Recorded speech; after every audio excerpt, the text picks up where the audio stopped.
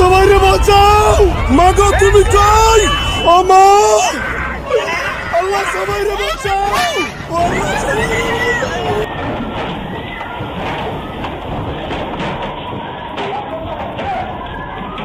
অতি শীঘ্রই বাংলাদেশে হানা দেবে ভয়াবহ ৯ ম্যাগনিটিউড মাত্রার ভূমিকম্প।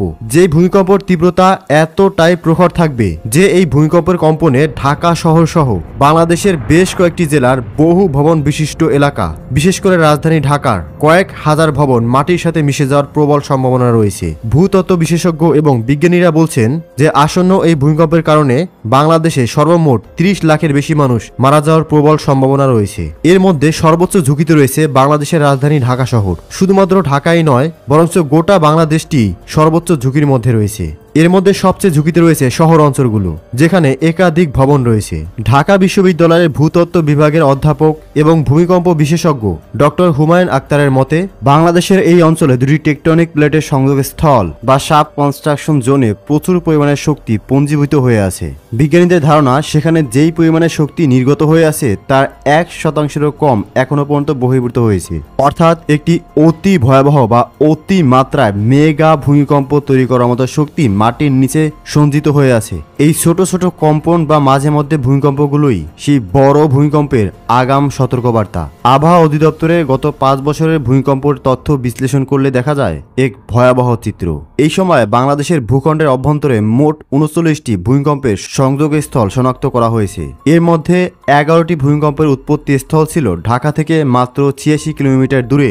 অর্থাৎ বিগত 5 বছরে দেশে যত ভূমিকম্প হয়েছে তার 49%-এরও বেশি সৃষ্টি হয়েছে ঢাকার খুব কাছে। ভূমিকম্পগুলো মাত্রা ছিল 3.3 থেকে 5.5-এর মধ্যে। এর মধ্যে নরসিংদী, নারায়ণগঞ্জ, গাজীপুর এবং ঢাকার বাড্ডার মতো জায়গাগুলো উৎপত্তি স্থল হিসেবে উঠে এসেছে। পরিসংখ্যান বলছে 18টি জেলায় এই কম্পনগুলোর উৎস ছিল, যার মধ্যে ঢাকা, নরসিংদী ও নারায়ণগঞ্জ অন্যতম।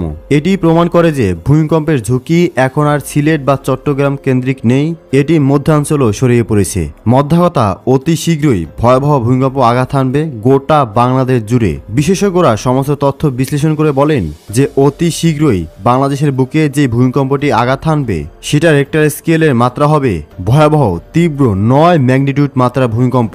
যেই ভূমিকম্প আঘাত হানলে ঢাকা শহর সহ বাংলাদেশের শহর অঞ্চলগুলোর 50 থেকে 55% বিল্ডিং মাটির সাথে ধসে পড়বে।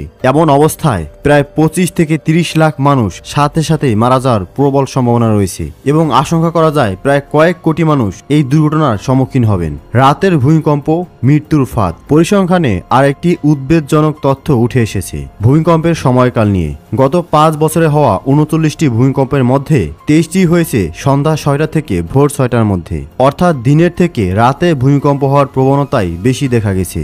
রাতে মানুষ যখন ঘুমে আচ্ছন্ন থাকে তখন মানুষ অ্যাক্টিভ কম থাকে।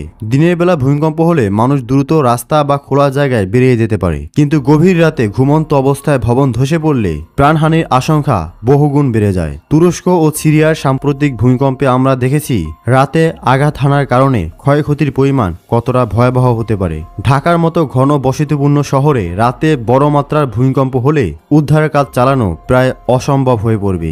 বাংলাদেশ প্রকৌশল বিশ্ববিদ্যালয় পুরকৌশল বিভাগের অধ্যাপক রাকিব হাসান ঢাকার বিপদের মাত্রা ব্যাখ্যা করতে গিয়ে 4টি প্রধান কারণ চিহ্নিত করেছেন। এই কারণগুলো বিশ্লেষণ করলে বোঝা যায় কেন ঢাকা শহর এখন টাইম বোমের উপরে বসে আছে। উৎপত্তি স্থলের নৈকট্য। এতদিন আমরা জানতাম বড় ফাটলগুলো ডাউকি ফল্ট বা মধুপুর ফল্টে, কিন্তু নরসিংদী ও বাড্ডার সাব ফল্টগুলো সক্রিয় হয়ে ওঠায় বিপদের উৎস এখন ঢাকার একদম কাছে। উৎস যত কাছে হবে কম্পনের তীব্রতা তত বেশি হবে এবং ধ্বংসযোগ্য ততটা ভয়াবহ আকার রূপ ধারণ করবে।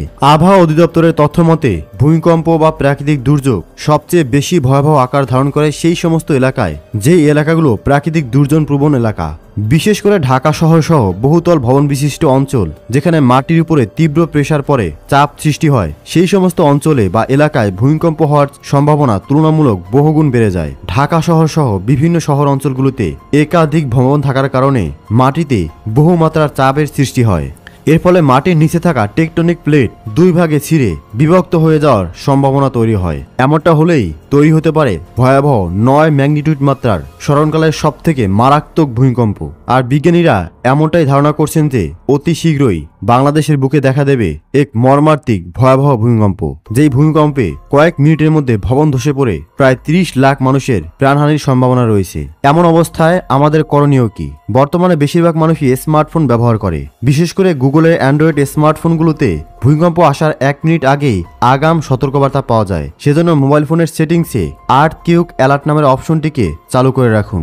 এর ফলে যখনই ভূমিকম্প হওয়ার সম্ভাবনা তৈরি হবে তার 1 মিনিট আগেই ফোন আপনাকে অ্যালার্ট করে দেবে। তৎক্ষণাৎ আপনি যদি বহুতল ভবনে থাকেন তাহলে নিরাপদ স্থানে চলে যাবেন। সুপ্রিয় দর্শক, ভিডিওটিকে লাইক করে কমেন্টসে আপনার মূল্যবান মতামত জানিয়ে শেয়ার করে অন্যকেও সচেতন করে দিন। ধন্যবাদ।